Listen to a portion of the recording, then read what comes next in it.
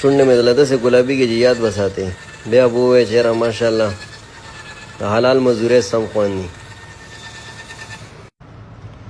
دا زمونږ هماغه واده زلمی دی، مخ صفایي وکړه، کلر ولګوه، ځان یې جوړ کړو.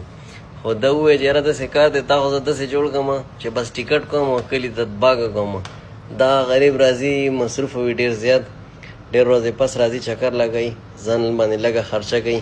دا تاسو کتی شئ. اوس به ده نه تپوس کوو چې څه حساب دی، خوند کوي که نه؟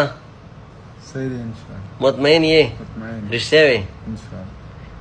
شونډې خو دې ډېر زیاتې ګلابي نه دي.